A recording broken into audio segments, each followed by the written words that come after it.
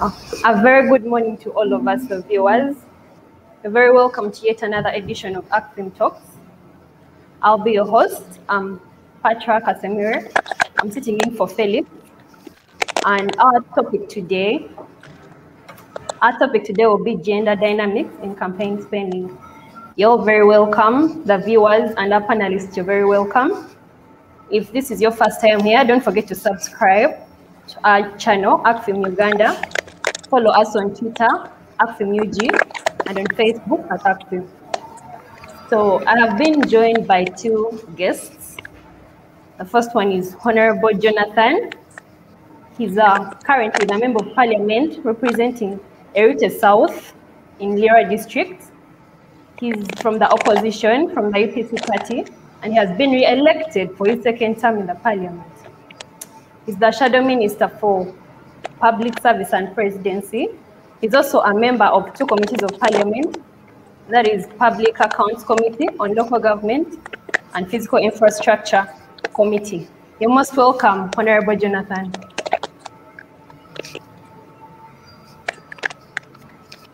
Thank you very much. Good morning. All right. And the other panelist is Honorable Agaba Abas. He's been the NRM Member of Parliament for Kitagwenda Constituency since 2016, and that is in Kamwenge District. He served as the NRM National Youth Chairman and also as Resident District Commissioner for Butaleja and Erute District. You're most welcome, Mr. Honorable Agaba. Thank you, Sandra, and thank you, viewers. I'm happy to be on the show. Yes, so our topic today is gender dynamics in campaign spending. There's so many perceptions when it comes to campaign spending. Some people believe that male candidates react differently to their voters and female candidates spend differently. So we're going to be digging deep into that with our panelists. So let us get started. So Honorable Abbas, as a male political candidate, are there those specific items you spend on when it comes to a particular gender? If yes, what are these items and what percentage of them is it of your, does it constitute for your overall budget, your campaign budget? When you say specific items, your insinuation is that there are different things we perhaps buy for voters or give voters, but which might be reflective of gender. Largely, I think during campaigns, voters are voters. What they do, some of them organize themselves in groups, and they want you to meet them in those groups. So normally what our lady voters do is that they have their women groups, and they will invite you either to join as a member, even when they are women groups. Of course, like we have WOPA, Uganda Women Parliamentarian Association, of which we males are also members. So if you want a specific spending line in campaign that is gender sensitive, maybe I can look at the women groups which we support specifically for women.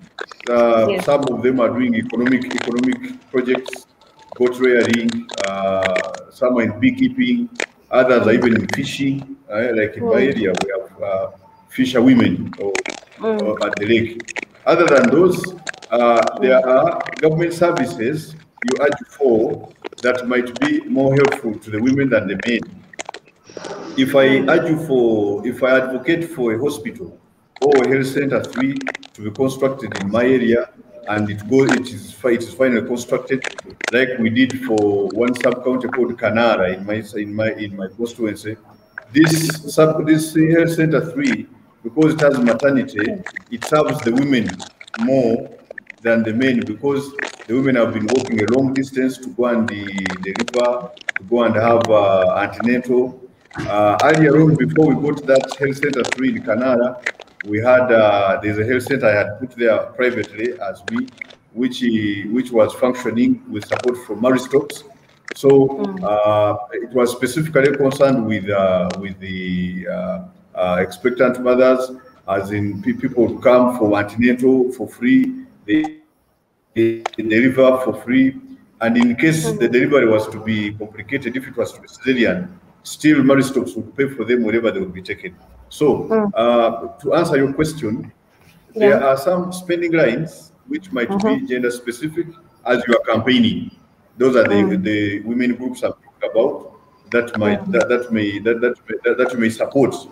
But there are services you agitate for as a member of parliament that might be more agenda sensitive or gender cognizant, especially that they may serve the women more than the men, like that.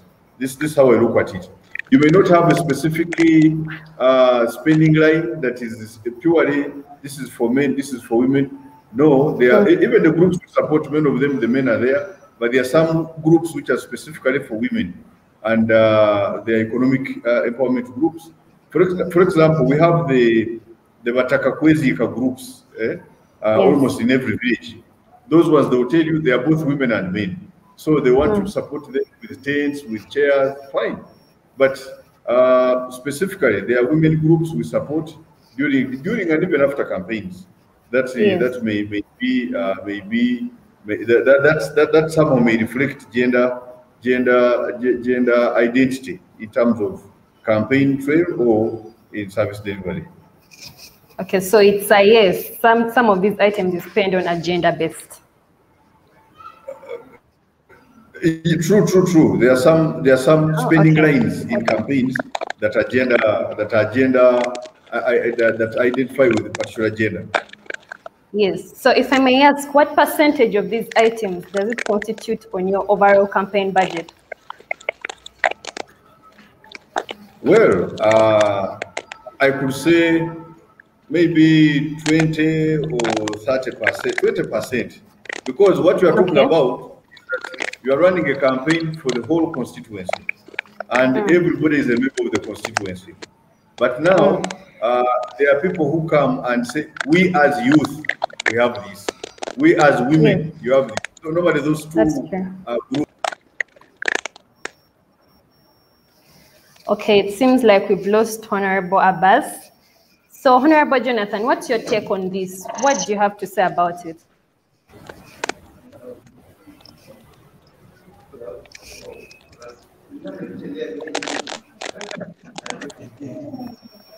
Honorable Jonathan, can you hear me?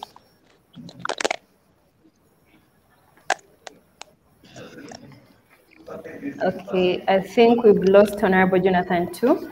We've been joined by Winfred Nakandi, who is sitting in for Fred Nambi. Winnie, you're very most welcome.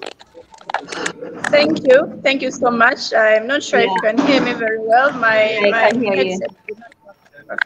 Yeah, Winfred Nakandi is the Executive Director of Miss Chara Uganda, and she's the female youth leader of Kitagwenda District Youth Council. You're most welcome, Winnie. Thank you so much. Yes. Honorable Abbas, we had lost you. Oh, I'm back. Okay. So, Honorable Jonathan, what do you think about that? Are there specific items you spend on during your campaign trail?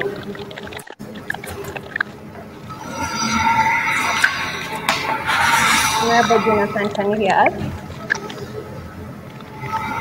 Okay, so let me go on to Winnie.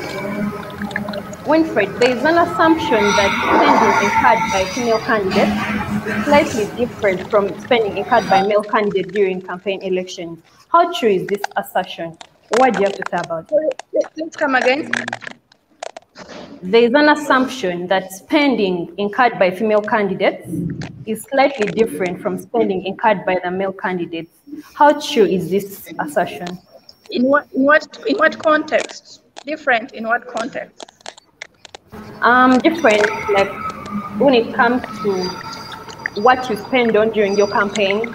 Some choose to focus on mainly the women or the youth, or it depends. So if you're a female candidate, you choose to focus mainly on the women and youth, and if you're male candidates, mainly you choose to focus on probably construction and works, community development. So is that assumption that the public have true?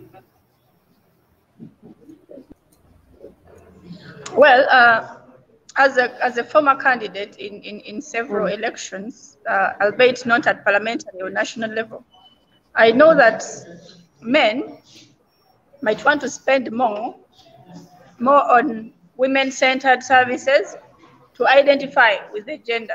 As a woman, I might identify naturally with the gender. And you see you hear such narratives during campaigns that this is a fellow woman. So where Honorable Abbas would have to spend on mama kits and so much to identify with the women, I identify naturally with them. So there could be reduced spending in that area because they already have sympathy, or if they are going to choose you on the lines of gender, you'd already identify with them naturally. And a man would have to do so much work to see that he stands with the women. And also it is not true that it is the men who invest in construction and all that. Usually women are usually matters around health, health, reproductive health, maternal health. So these are matters that really cut across, and I believe men also spend a lot in that regard, because it is like a public secret that when you get the vote of the women, when you have the women on your side, you get the vote, because the women are loyal and they always stand there for you. So I think I have seen that men really spend a lot, and they really give gender-based incentives, which are really geared towards the health of women. Okay, thank you so much, Winnie. So that leads me to my next question. Voters have been seen on some occasions to behave differently towards female candidates compared to male candidates in regards to the expectations and demands that the voters have. What exactly explains this behavior? The fact that a voter will behave differently towards a female candidate and also behave differently towards a male candidate, despite the fact that they're all standing for the same post. What explains this behavior? Honorable Abbas, what do you have to say?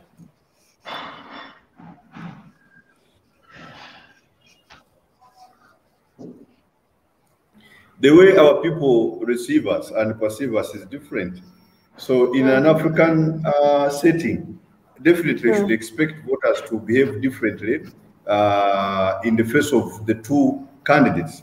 For example, when a woman chooses to stand for a constituency seat as a member of parliament and abandons the district woman seat, she has a very big tussle to go over, because the people's perception is that the women have their seat, the one for the district woman MP. So the moment she chooses to go for the constituency one, she really has a big tussle to jump over. And that's natural, that's how the people are. Two, the people think that it is the woman MP works on women issues, and the constituency MP or the male MP works for everyone, which is not true.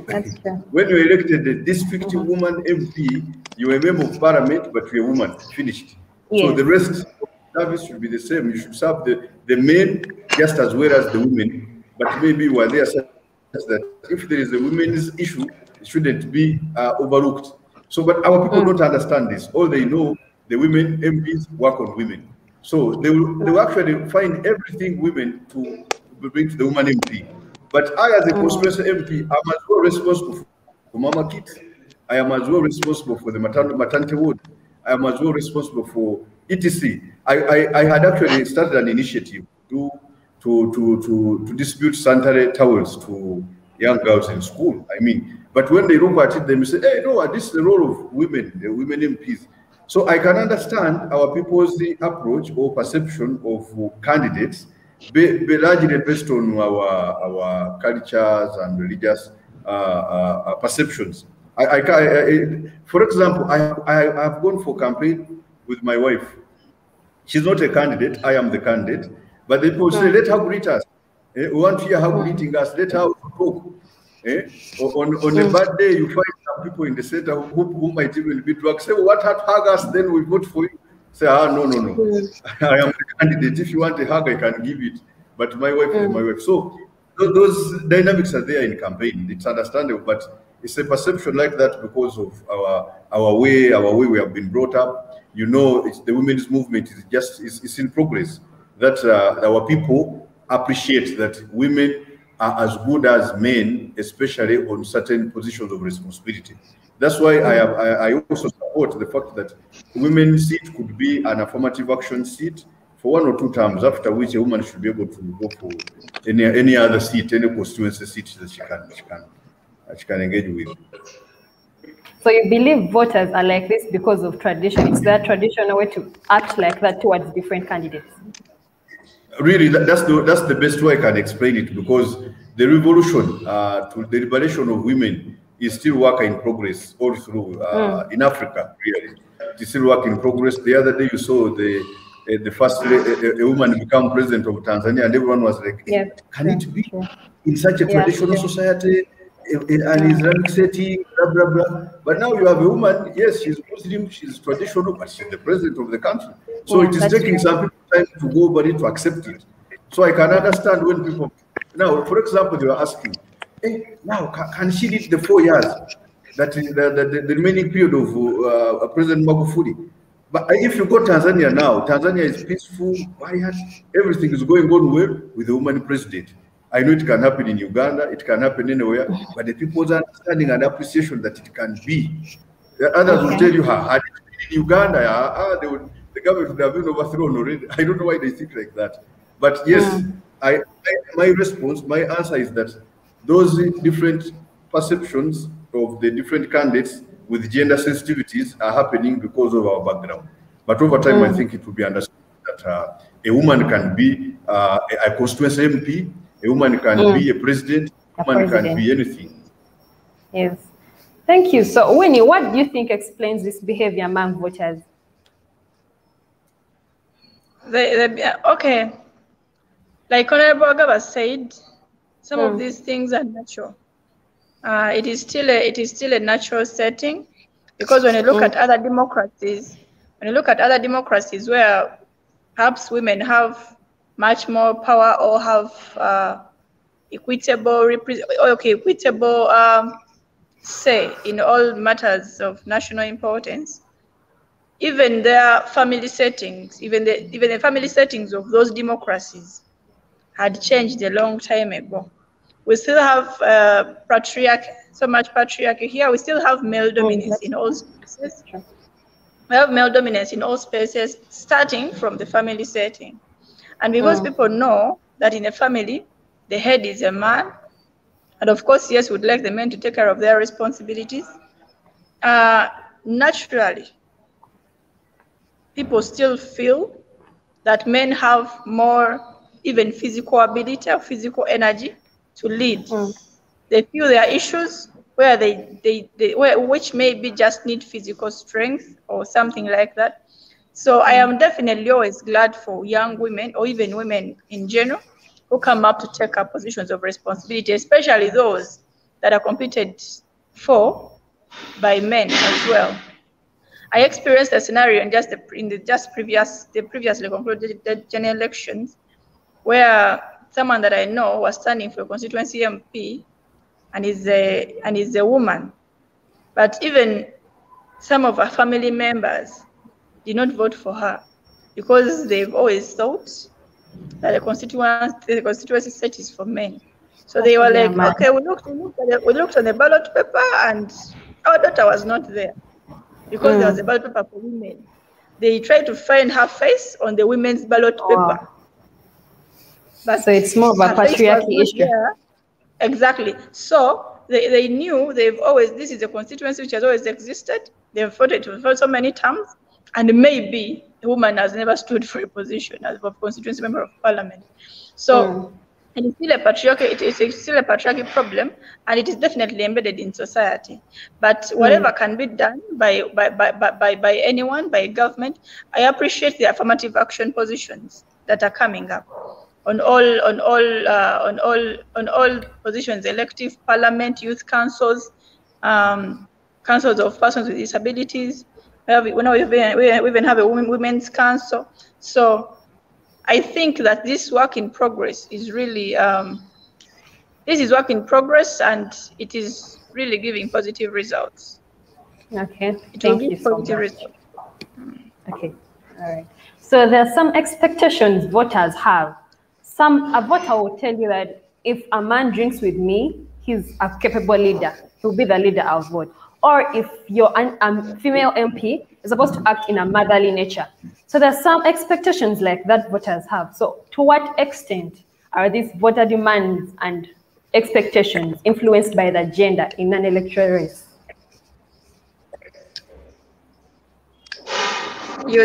Is the question for me? Yes, yes, Winnie. You can answer. Thank you.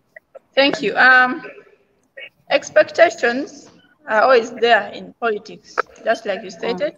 Actually, everywhere. Now, voters are used to getting tokens in many forms. They ask for medical, for medical treatment. They ask for food. They ask for this. Like you said, if it's a man, they would want him to go to their drinking spot and drink with them, share malwa with them. Even women, they want to see a woman who comes to their spots, kneels and greets them, shares malwa with them. And also, of course, not so many voters actually pay attention to people who address matters of national community importance. They usually pay attention to someone who addresses their personal interests. Even if that personal interest is not political, even if it does not in any way reflect the ability of that person to represent them at national level or local level, they pay attention to people. Some even ask his wife to hug them. That is how funny the political playground is. They would ask for all sorts of things. Some people even want intimate or sexual relationships with candidates. So it is still a challenge that most of the things that voters are looking for do not in any way reflect the ability of an individual to represent them as a member of parliament, or to advocate for them, or to represent them at any level, as a councillor or as a youth representative, or as a youth council representative. Most of them do not reflect the ability, but yes, they keep asking for them, because you definitely have to appeal to the individual. You have to appeal to their personal desire, so that they just like you as a person and vote for you, even if they do not know your manifesto or they do not know what you're able to do. Yeah, okay. Thank you, Winnie. Honorable Jonathan, what do you think? To what extent are these voter demands and expectations influenced by gender?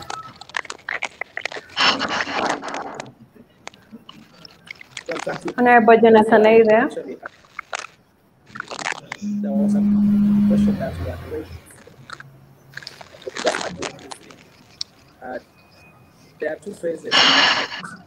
The campaign period, where I think yes, the aspirants spend a lot of money, and then there are that phase of the actual campaign. And if I may answer that, I think during the actual campaign, I spent, and I think most of the candidates spend a lot on entertainment. Usually it is the women who welcome us. If you see the majority of the voters who are ready to welcome you and promote to their women, the ones that are singing praises for the country, male or female, and women. So, Honorable Jonathan, can you please speak up? A larger part of it, and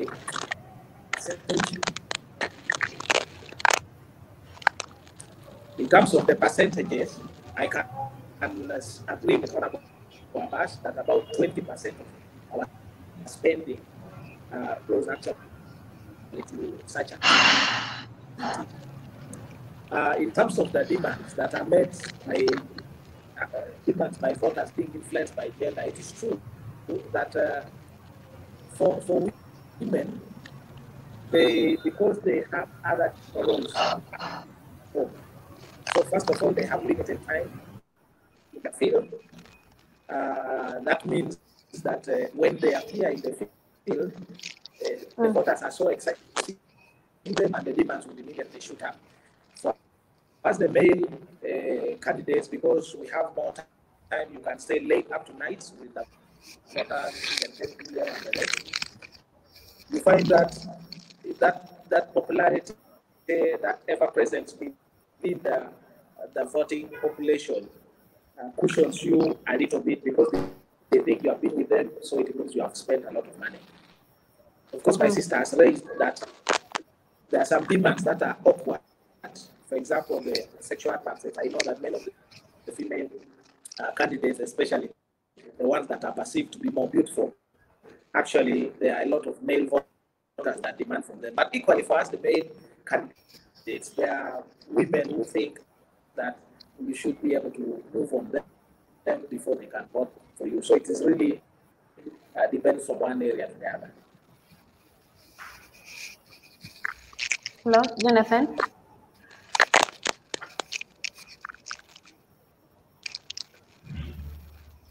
I think we've lost Jonathan. I think we've lost Jonathan. So, Honorable Abas, there's a public perception that male politicians are more inclined to voter bribery and voter enlistment compared to female politicians. How true is that?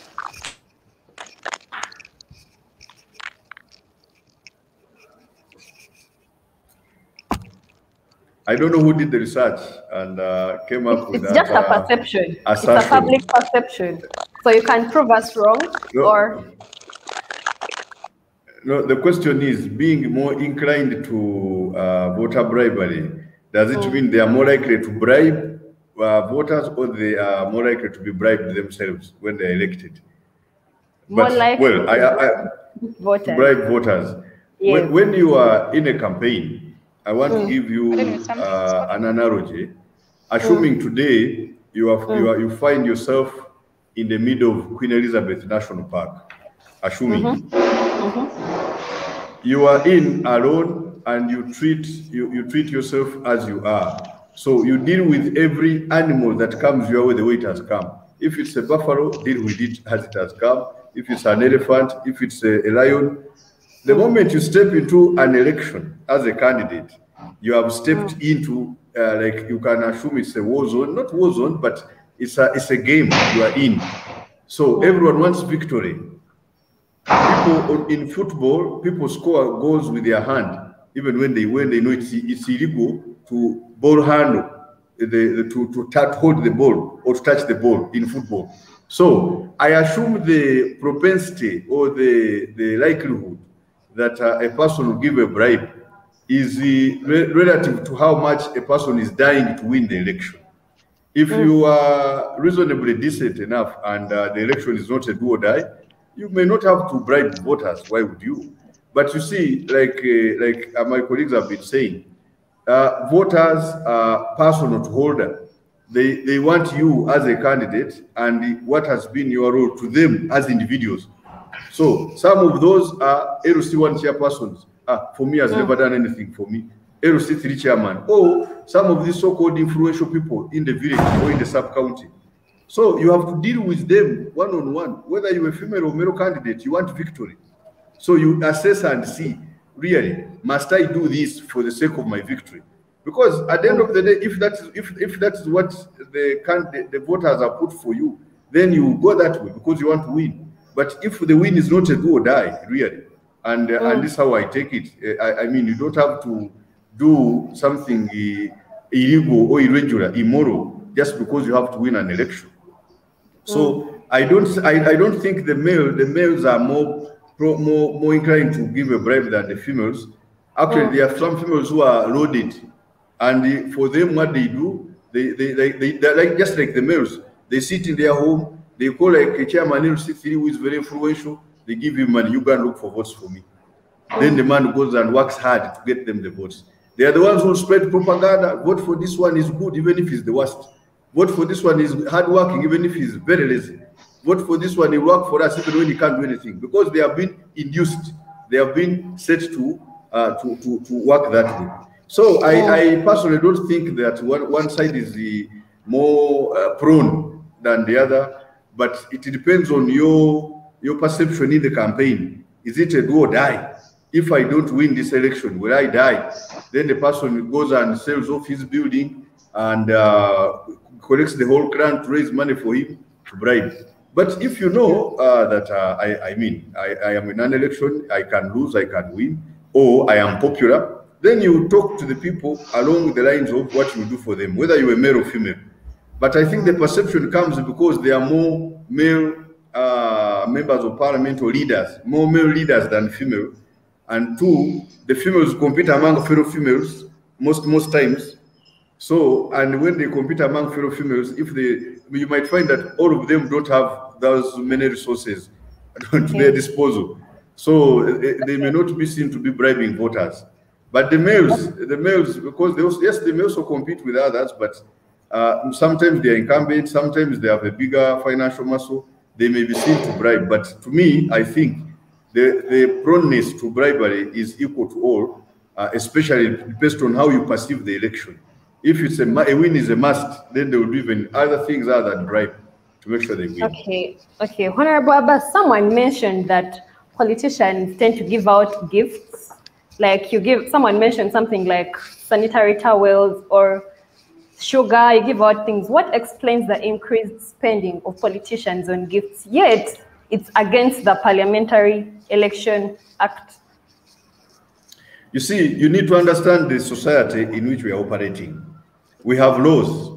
If you go by the laws, then you are not a good leader. People steal public funds. Hold on a minute. So you work against the law. Is that what you're trying to say? When people are in the field, I just gave you a scenario of being thrown into a park, and you have to find your way out of the park. This is the best way I can explain. You see, explain the situation of campaigns to you. My chemistry teacher in A level, Mr. Warugeri, used to tell us when we are doing the practical, say, please enter the beaker, go into the beaker to feel the change in heat of the reaction. So you need to be part of it there, that you know what happens exactly. People steal public funds. Then they go back to the leader steals public funds. He goes back to the electorate. He shares part of those funds with them. They forget that he stole money. They vote them again. They don't care. So it's in between. If you are a member of parliament, we have 4 roles: legislation, representation, appropriation, and oversight. I can tell you, if you religiously stick to the 4, you are likely to lose your election. You must waver off, go and sleep at burials, make sure you make contribution to everybody that is there, functions that are there, wedding meetings, fundraisings, all those. Right. Today, you're a member of parliament. Today, if you're a member of parliament, the person trying to seat you is busy burying the dead. That's not work of a member of parliament, but that's how they appeal to the people. So you must mix up. It can't be orthodox as it is perceived. Okay, thank you so much, Honorable Abbas. So this question is to Winnie, but Abbas will chip in later. Relatedly, female voters are more predisposed to voter bribery and voter inducement compared to male voters. And it's alleged that female voters are more loyal to whoever bribes them. Is this true? What explains the difference in gender behavior? Why are female voters more loyal when bribed than the male voters? What explains this behavior among the voters? Winnie, what do you have to say about that? Thank you so much. Like I said earlier, you have to appeal to the soul. You have to appeal to someone's heart. And women are loyal. And everyone knows that in an election, when you have the block of the women, when the women are singing your name, you go to that one. So, even when they are being bribed, they are loyal because they cannot be here and there, most of them. Is it men even in nature can be better dealers than women? So a man could easily deal between Honorable A, Honorable B, and Honorable C. Yet a woman would really want to show they are passionate, and politics is passionate, and they are passionate, and they are usually loyal and trustworthy. So even when you give her your mama kit, she will remember it. And also the other thing is usually the things that are given to women are in kind. When you give them mama kits, when you give them, for example, sugar, the setting is usually you find a woman at home, and you give her maybe home necessities, or things that are needed or materials needed in maternal health. And then for a man, the usual scenario is you'd find them either at their border stages or their bufundas, and you give them money or buy them malwa, which they forget. Yeah. So because of the nature of the bribe, some bribes are difficult to forget. When you give a woman a mama kit, she will remember it through her pregnancy, after birth. When you give a man today 50,000, and then tomorrow on the line someone gives him 5,000, we'll vote that one, the most recent giver. Okay, really. So, Honorable Abbas, do you share the story? Yeah. So, sorry, continue. Yeah. That is the case. Women are loyal, and whatever you give them, and usually the fact is most of the things that are given to them in kind. Okay, so Honorable Abbas, do you support what Winnie has said? Do you share the same view? About loyalty of women in a campaign, yes. They are loyal. When the woman chooses the candidates, they will die with them.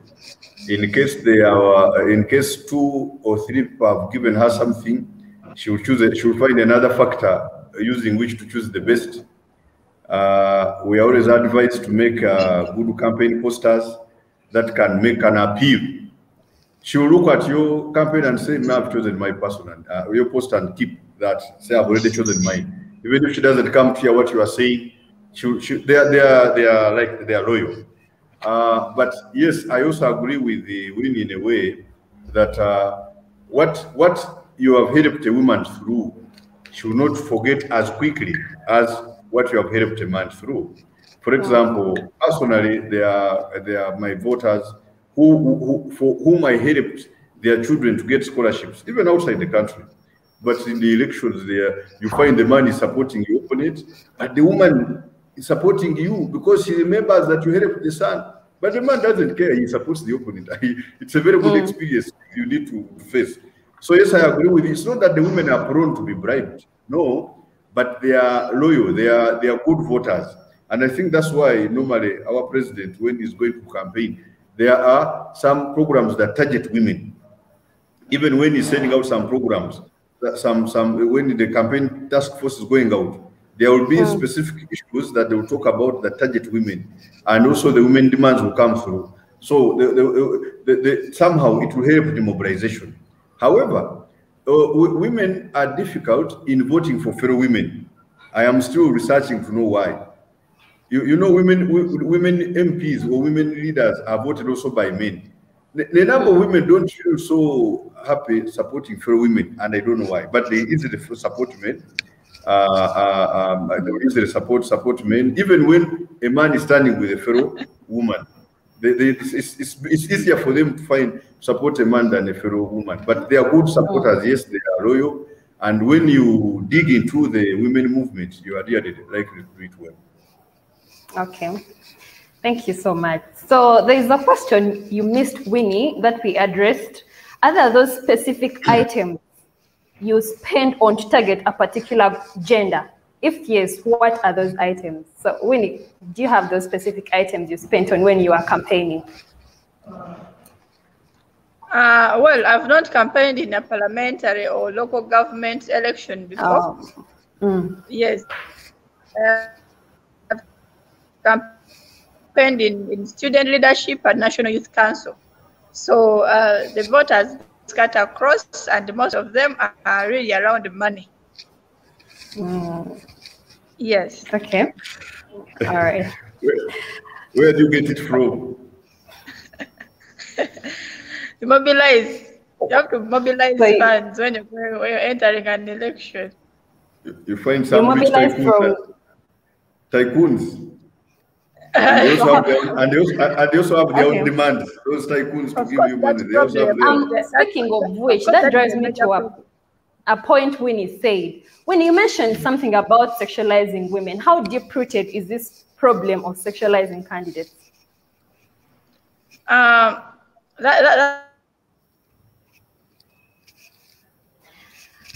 Okay, I think we have lost Winnie. So, yeah. So let us continue with Abas. So, Honorable Abas, do the spending patterns between different genders among politicians determine your electoral outcome? Like if you choose to spend on women and the youth, do they determine your electoral outcome if you focus on the needs of your constituency and you provide accordingly to their, according to their needs? Does it determine your electoral outcomes? If no, what other factors are there that are stronger that determine your spending patterns? No, from a conservative, from an orthodox setting, the understanding is that if you deal with the needs of the constituency, then the people must vote for you. You see, dealing with the needs of the constituency excludes giving money to the voters, bribing voters.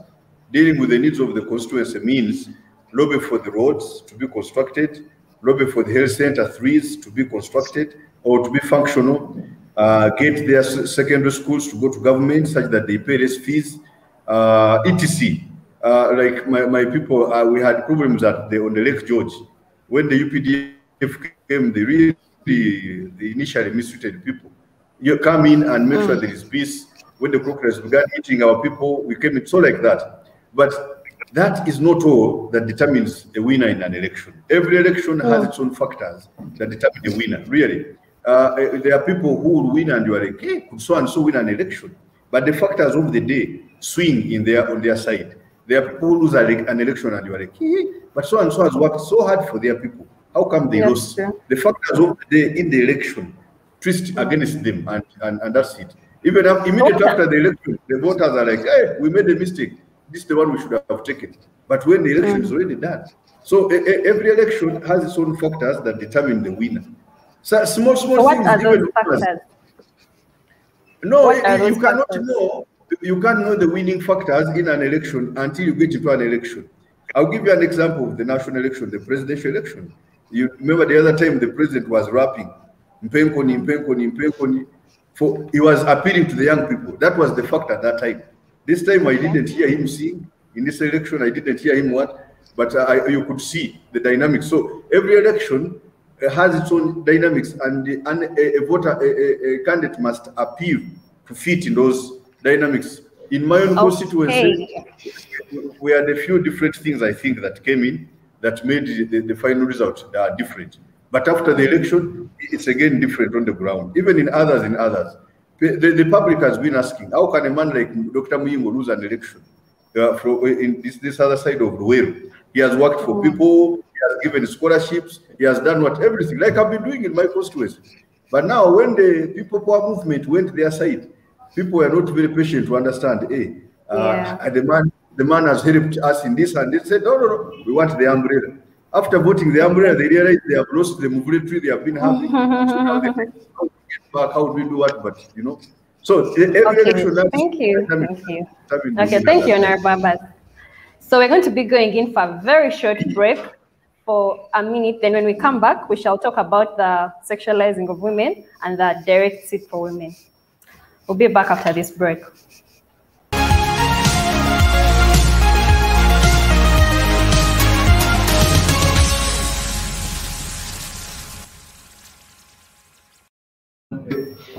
The monster of money politics is eating up Uganda's democracy. When you take money from a candidate, it means you are feeding the monster.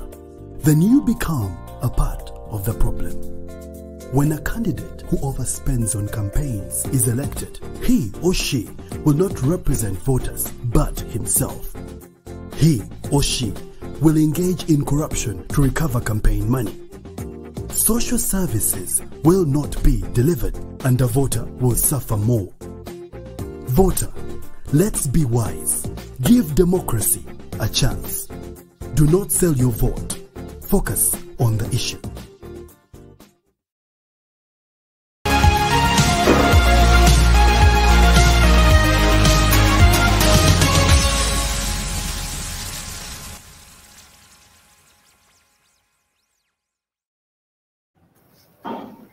Okay, you're all welcome back from the short break. We shall continue from where we had stopped. So before we lost Winnie, you were telling us why is there, and you were telling us how deep-rooted the sexualizing of female candidates is. Well, thank you so much. There is a problem of superiority. You see, there are two instances. Now this is with men and women. The first instance is the man feels superior because he's a voter and you want to get his vote. And then he also feels superior because most of them are labeled kingmakers. They say if you have that one, you have that whole sub-county. And then also they have more money. A minute, let me interrupt you a little. So when they say if you have that one, you have the whole constituency. So meaning if you get into any kind of arrangement with that person, you will win, right? No, what I mean, I'm driving to that point, but they do not just they basically someone shows importance. They show so much importance that you need to heed.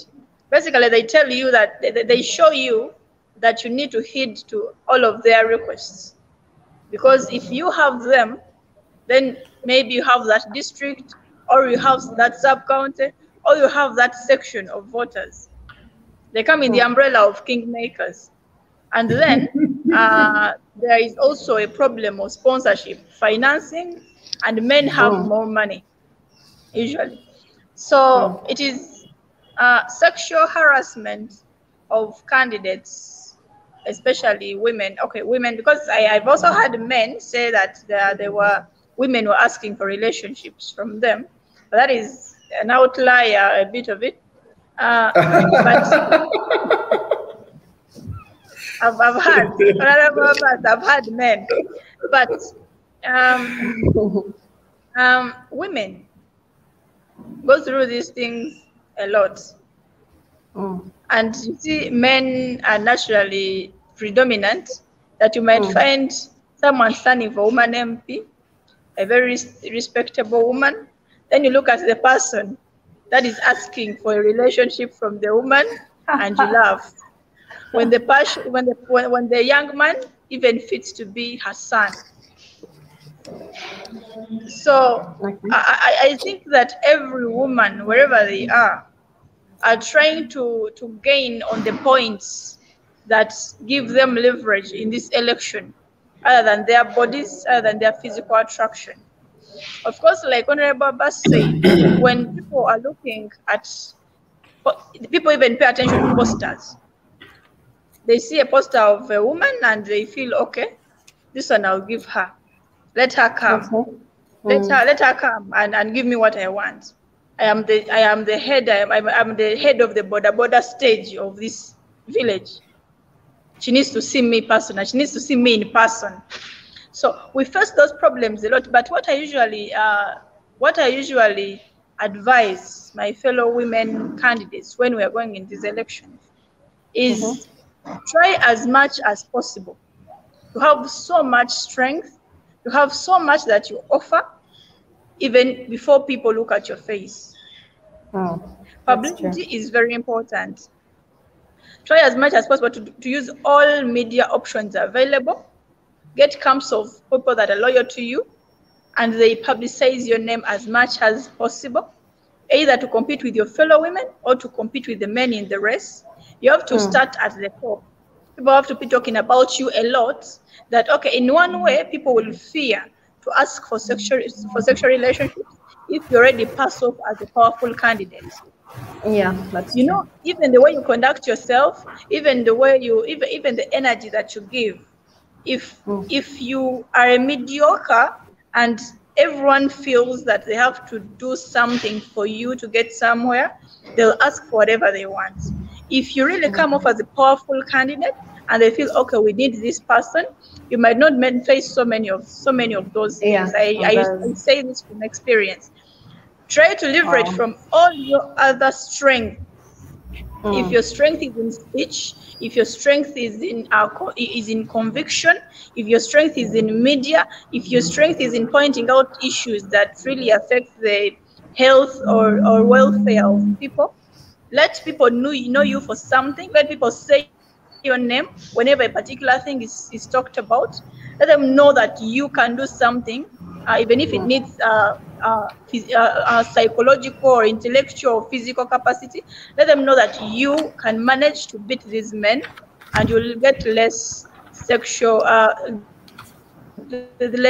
advances. But of course, they will be there because they are usually there for most women, even if it was not in politics. Everywhere, everywhere, really, men come after women. But in the political arena, leverage on all your other strengths and highlight them and publicize them as much as you can. Yeah, so you'll come off strong. Okay, thank you so much, Winnie. So we go to our last question of the show. Why is competing, this is to both of you, why is competing for you don't want me to comment about Winnie's statement? Please go ahead. For a minute, go ahead. Well, just to say that because the candidates are above 18 and they have a decision in their hands, we normally leave it as backstage engagement. You don't want to know what happens between the negotiations people make to end up there. Yes, women, candidates get money from different people, different sources. What they do to get the money from there, we may not know, but at least winners come up to say, hey, hold a minute. Those people from whom we get money, maybe they demand for this or the other. But these relationship things happen all through, whether for politics or not. You find them there happening in society. That's why I think we take them lightly. But when women cry through to say, hey, hold a minute, Chairperson LC3 wants me to first go with him to bed before he supports me. It's unorthodox. It's not really regular. They should rely on your strength.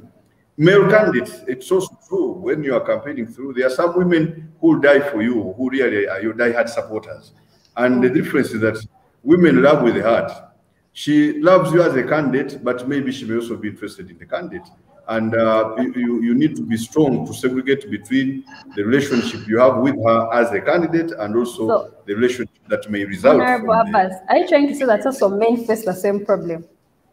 Yes. Bigger. We don't come out to talk. There are not many women, many men who talk about it. For example, their candidates have talked to colleagues. He says, I went to a home of somebody to campaign there. They identified for me a girl, she was about 17, 18. They said, you go and campaign, let her help you look for votes.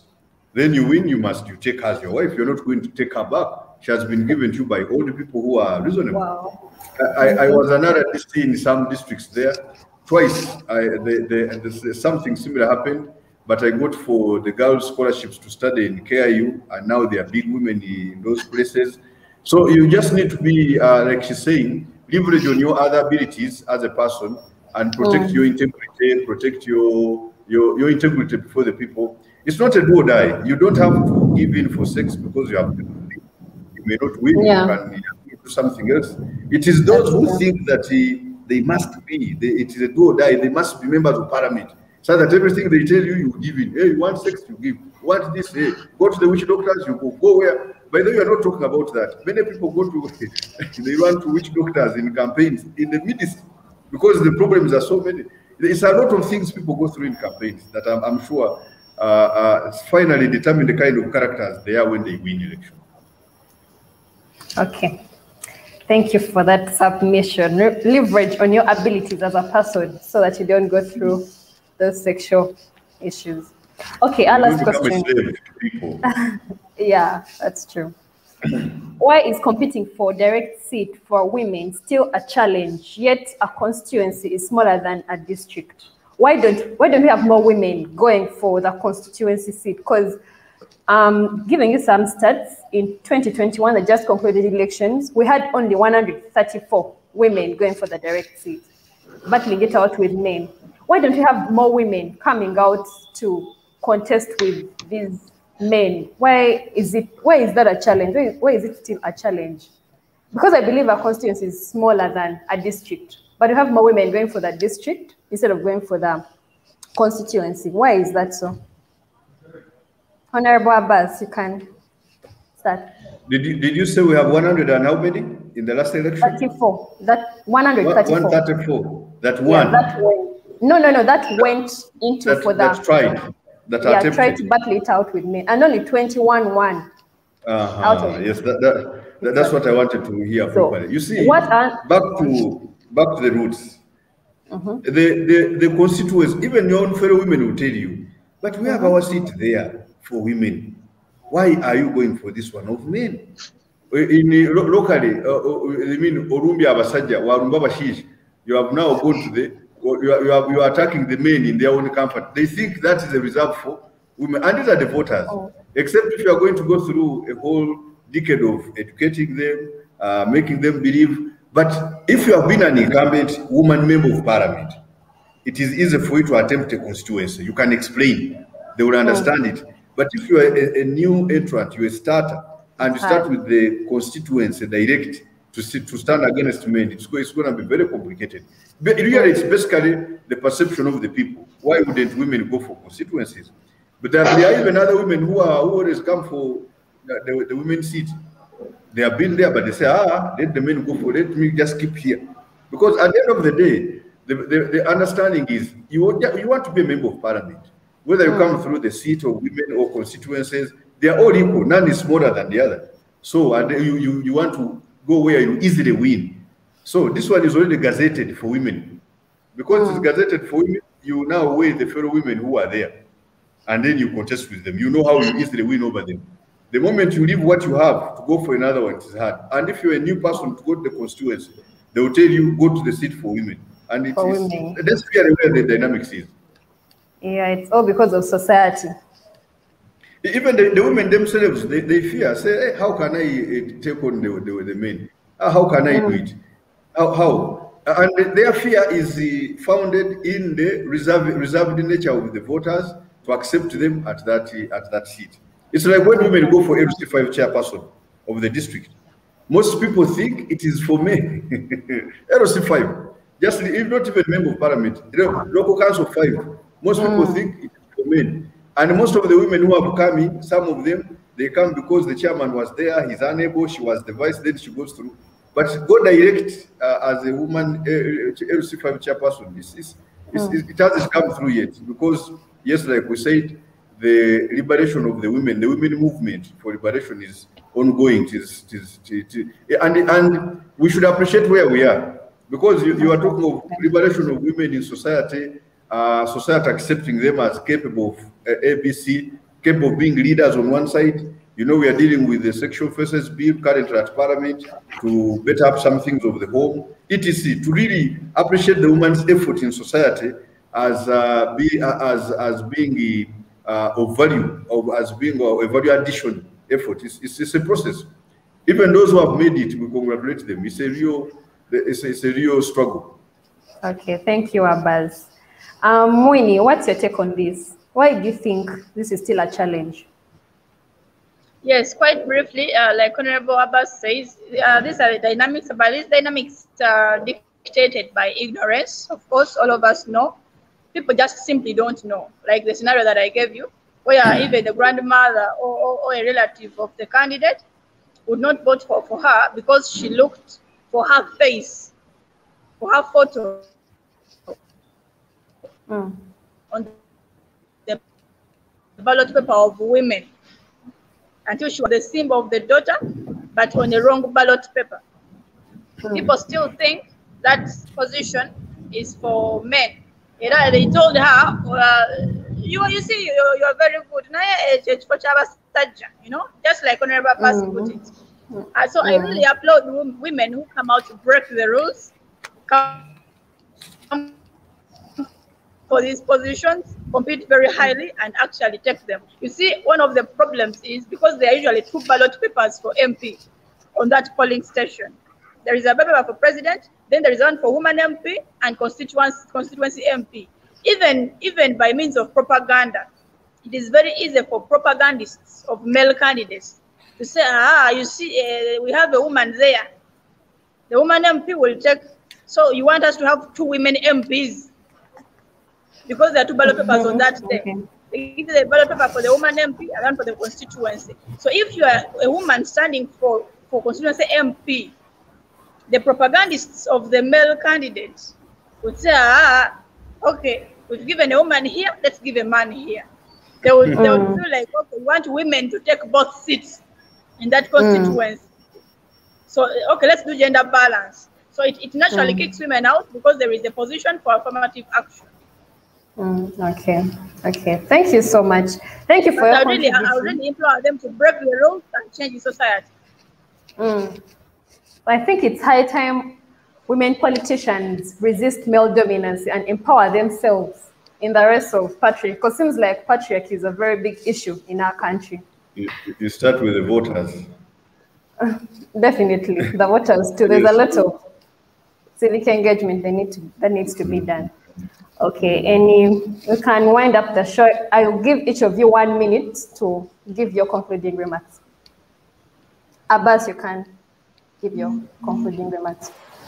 Well, I want to thank you, ACFIM, for the opportunity to share our ideas and practical experiences with the public. We hope we can. I hope I can add some value to make our society better.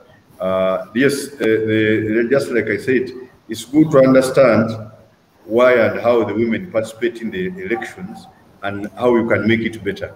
At Parliament, there's a provision for assessment of the contribution of affirmative action every 10 years to see whether it has helped or not. But I think there has not been time to do it to see how the special seats, women, youth, workers, blah, blah, blah. Now with the added elders, you know. But at the end of the day, yes, you try as much as possible to see how much contribution you can make to society. I agree, we need to leverage to improve the status of women, to support the women's movement further. Maybe in the next 5 or 10 years, they could be better. Yeah, thank you so much, Honorable Abbas. Winnie, what are your concluding remarks? Thank you so much.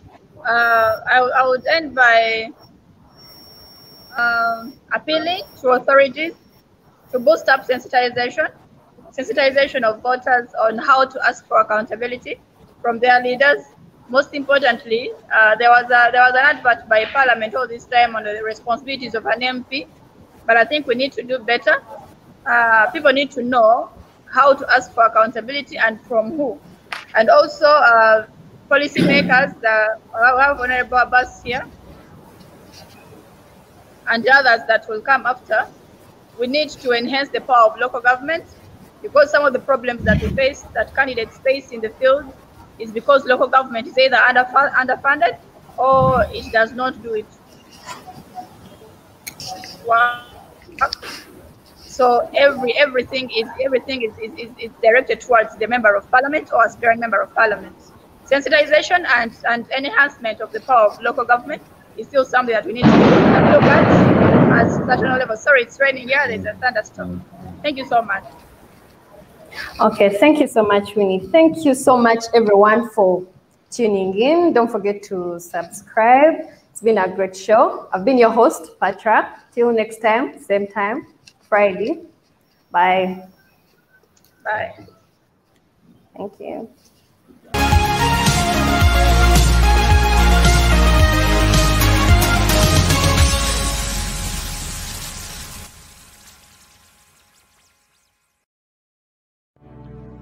COVID-19 lockdown has left us poor. Money from candidates won't make you rich. Do not be desperate. Focus on issues, not money. Often money used in campaigns is dirty money. Do you know its source? Corruption, mafia, drug trafficking, human trafficking, theft from national budget, self-seeking foreigners, selfish businessmen, selfish money lenders. Don't abandon your duty. Elect quality leadership, not big spenders.